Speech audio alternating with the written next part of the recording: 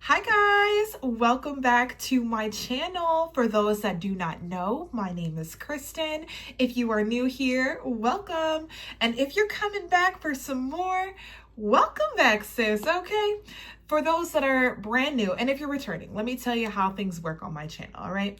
First, we do a lot of journal prompts. We do confidence building tips. I give you some Bible verses because yes, we are Christian girlies here.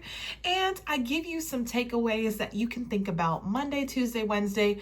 I mean, you name it, throughout the entire year, or whenever you just need to hear maybe that uplifting voice on specific topics that may be crossing your mind, okay? So it's been a week since I've done some filming. I personally had to take a week just to not think about anything, but to kind of laser focus on work because it's been a busy time. I mean, we're ending quarter one, the first quarter of the year, and preparing for quarter two.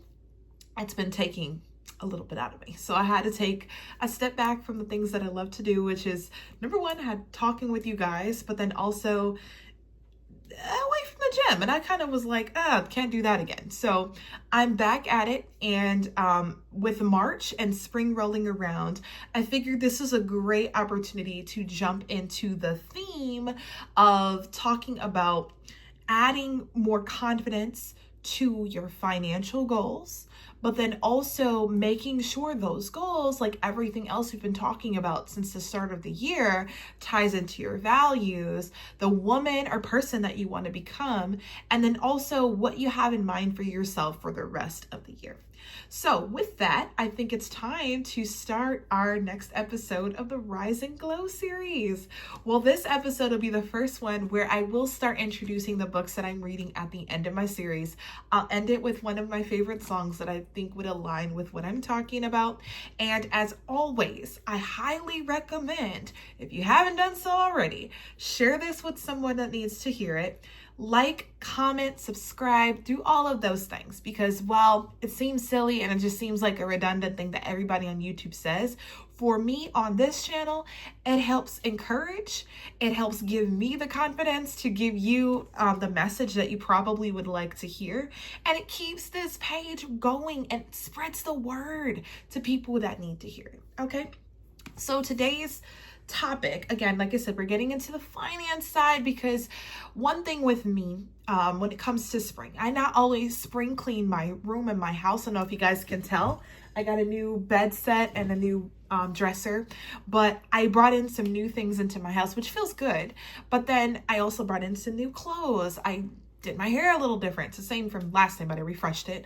Spring is a time of refreshing everything, but sometimes we also forget to refresh our money, meaning refresh where we're spending, refresh what our goals truly are, whether they're long or short-term goals, refresh our budgets, refresh the way that we're saving, maybe even refresh the way that we even approach the concept of saving and money. I know in this day and age, it gets a little weary to talk about those things because maybe you're not in a position to save the way that you want to save. Maybe you're in a position where you're building maybe your credit, you're building your income streams. Maybe that's the season of life that you're in, and if that's where you're at, then that's okay, because the journal prompt that we'll go over today, it covers all of that, not just, saving for the future, but even kind of building where you are in the present. And let's not mistake in this, because when I get into the topic, there are actually two Bible verses I wanted to give you because I missed you guys last week and I did quite a bit journaling. But there are two that I think could resonate with you, that the words that I'm saying aren't just, it's just another, financial guru talking about it. It's actually written in the good book that the Lord wants you to show stewardship and to show responsibility and be confident in knowing that if you set goals financially, you're doing the right things. You're putting your mindset in the right places. So as always, I recommend, if you haven't already, grab a pen, grab something to write with. I'm just chugging down my water. I didn't have time to make my tea, but if you want to, grab that, grab a warm beverage, grab maybe a mimosa. Okay, I'm encouraging all types of stuff because it's a Monday, but grab that, grab something to write with. For my morning ritual, the Rise and Glow, I always have two journals. The reason one of them is just a normal prompt, the other is more Bible question related, so I kind of keep them a little separate.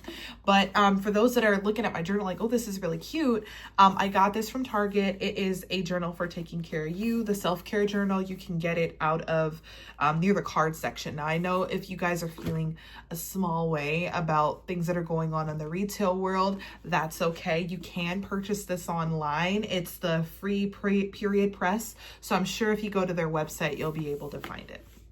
But yes, so without further ado, let's get into the question of the day. And it is, how can I make my financial goals feel exciting and achievable? Now, when we talk about financial goals, it's easy for us to get our mindset so far into the future, whether it's thinking about retirement, buying your first home, getting married, getting your kids to college if that's where you want them to go.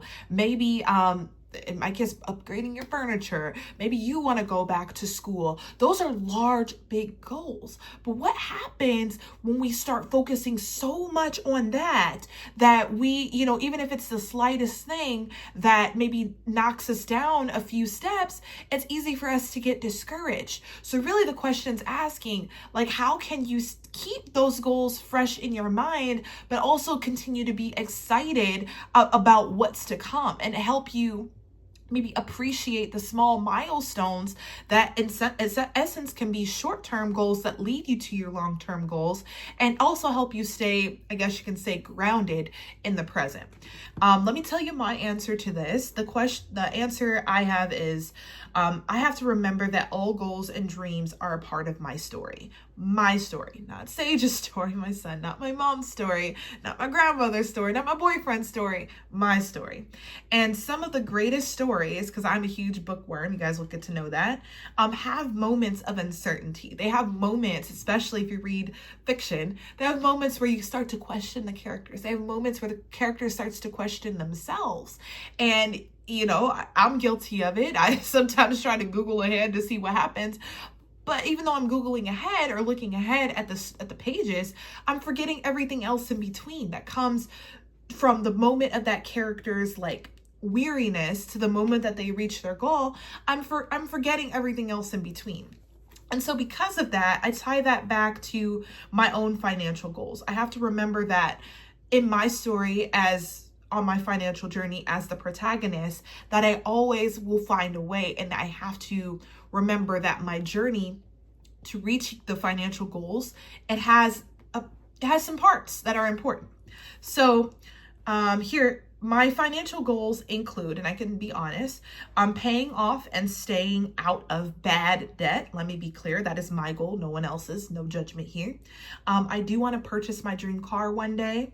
I want to save entirely for retirement, and either for college or my son's first home or first car for himself.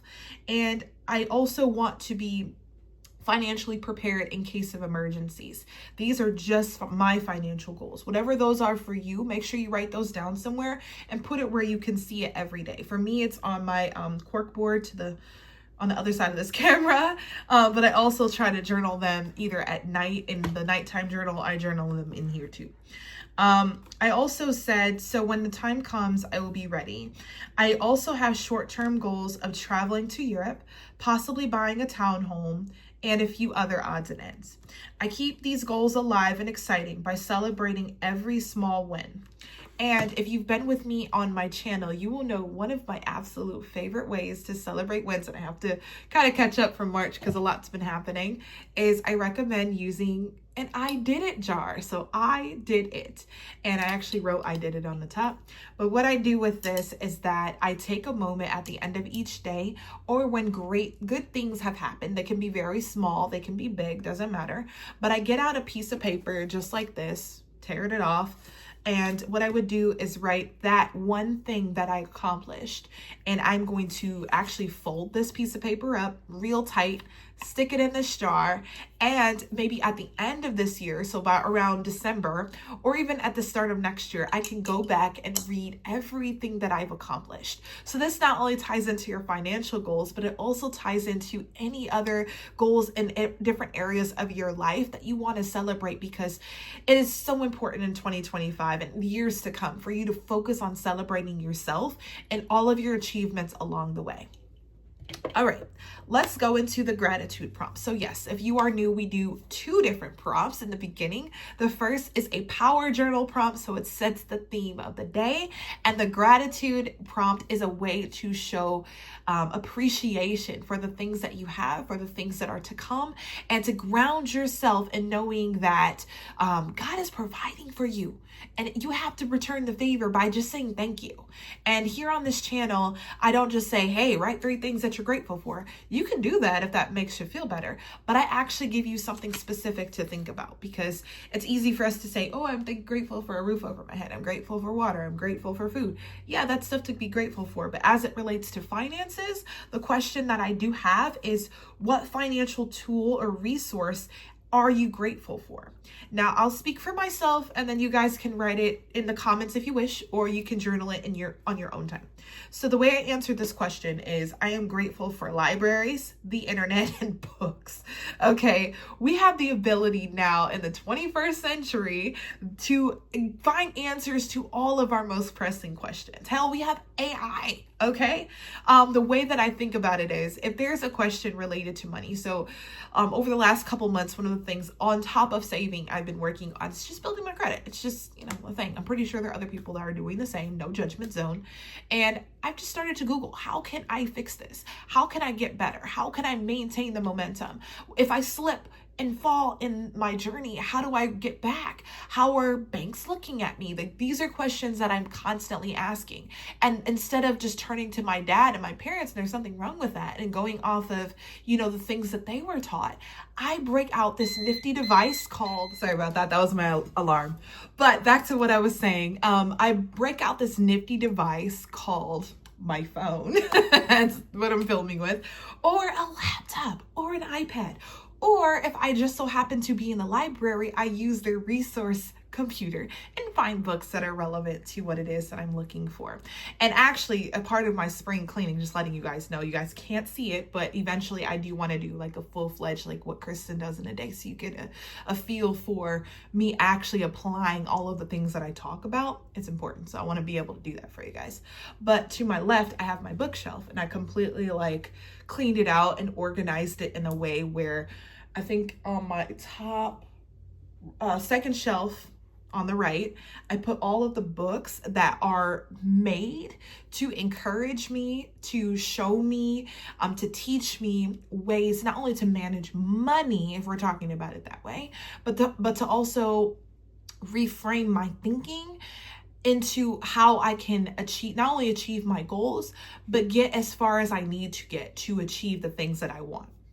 So with that, let's keep going. And again, for those that need to hear the gratitude journal prompt, all the journal prompts, just to let you guys know, are always in the description section. So scroll down. I always put them in order just in case. But for those that are listening, what financial tool or resource am I grateful for? And if you wanted to hear what the power journal prompt was, again, it is, how can I make my financial goals feel exciting and achievable? All right, so let's go into the affirmation. Once again, if you're new, the way that I do my affirmations is that I give you something that you can resonate with, number one, but that is relevant to the topics that we're talking about in our journal discussion. And the way that I encourage you to affirm the things that you believe to be true is that repeat it to yourself maybe 5 times. That's what I do. Now I would say it 10 times because I really want to feel it. And then I also encourage you to write it down. So for me, I actually just put it right in my journal. It's the last prompt, the last sentence. And I kind of keep them short. So today's affirmation is this: I create financial success with ease and confidence. Say that to yourself. I'll say it again. I feel financial success with ease and confidence. So say that a couple times, write it down, resonate, meditate, feel it, believe it, and everything will happen. All right, let's get into the Bible verse of the day. It is coming straight out of Philippians, and it is on chapter 4, and it's verse 19. So basically towards the end of that chapter in the New Testament, if you're wondering, I actually have a really cute pink and yellow Bible. It's my favorite. It encourages me because it's my favorite color. But the Bible verse is, my God will use his wonderful riches in Christ Jesus to give you everything that you need. I'm going to say that again. My God will use his wonderful riches in Christ Jesus to give you everything that you need. Not just some things, everything. And did you hear the last word? Everything that you need. Not everything that you want, everything that you need. So what that means is, if what you're needing is to be financially secure, to build a savings, because yes, you need that security for yourself, for your future family, for your kids. You need that in this day and age. He's going to provide that, but you have to bring the faith along with it. And God's not saying, hey, I'm just going to sit back and watch it, just do everything for you. That's not it. He needs you to put the work in too. So what that means is, if this is something that you need to not only show appreciation for what you have, but make that message clear, not only in your prayers to yourself, but you need to make it clear to the world that that is what I need and that is what I desire.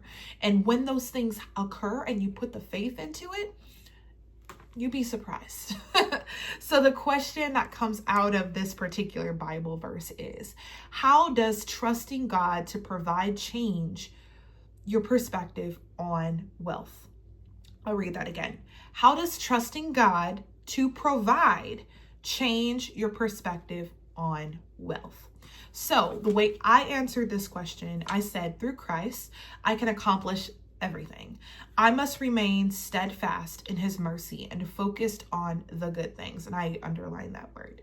He wants me to do. And in moments of uncertainty or fear, when it comes to wealth, finances, management, whatever the case may be, I must remember to put my faith in him and praise in the good and praise him in my valleys. So that goes back to the very beginning of my question. The very first question is remembering that this is my story. This is my story. And I have to remember, in every story, there are going to be valleys, there are going to be highs, there are going to be lows. But at the end of the day, if I remain focused and put my faith in what God has in store for me and everything that he's done for me, the possibilities are endless. And I want you guys to definitely take that away and definitely remember that. So before we go, I want to end with basically what I'm reading, so you guys know. I did finish The Fledgling. If you haven't heard that video where I kind of go over that book, please do so. It was a really good book. It's one of my favorites, Octavia Butler. I will give her that. It was interesting. It was a little different, but it was one of those that I was able to take nuggets from. For me, this month, I started with The Immortals. It's another, I would call it fantasy, kind of, sort of. I'm in the fantasy fiction. I don't know what it is. Like, my boyfriend and I, we spent like 45 minutes. Yes, I pulled him away from sports on a Sunday to go to Barnes & Noble. He found his way in the self-help section. I found my way in the fantasy section. So one of the questions my dad, I told him where I was taking him. He was like, did you go on a journey with vampires and werewolves? I said, no, not this time. I'm in Greek mythology, so it's kind of cool. So this is the book I'm reading. It's The Immortals by Jordana Brodsky. I actually got this one from the library. It is a series. Do not spoil it if you've read it. But the main character, her name is Selene. But in Greek mythology, she is Artemis. So it's interesting to see her in modern times. So she's living in New York. Her brother, Apollo, is a celebrity. That's basically what he is. But she's trying to rediscover the things that she once was, back when she was Artemis. And she was the woman of wilderness, we'll call it that way. And it's just interesting getting to see her go through that. So I'll give you guys a rundown of this book once I finish it. And yeah, so with that, I'll end it with my song. song choice of the day. And when I tell you guys I had some time to kind of think about this one, the song choice I have for you is Shackles. I told you I'm an old school girly. So this one's from the early 2000s. That's okay. It's a gospel one. It's my favorite. My son hears it all the time, and I can hear him clapping his hands in the back seat or in his room whenever I'm playing it and I'm cleaning. And it's by Mary Mary. So Shackles. I think that song is very powerful, and it still is powerful because sometimes we have to remove that dead weight. We have to remove that anxious spirit. We have to remove things that are weighing us down in order to get us to the next level of where it is that we want to go. And what better way to do that than to start by focusing on your finances? Because let's be honest, those things definitely trickle into other areas of your life. And that song, what it tells you, it's the very, the chorus, it says, take these shackles off my feet so I can dance. And here on this channel, that's all I want for you to do, is to dance, to feel good, and to come back to the next video because I'm giving you guys too much.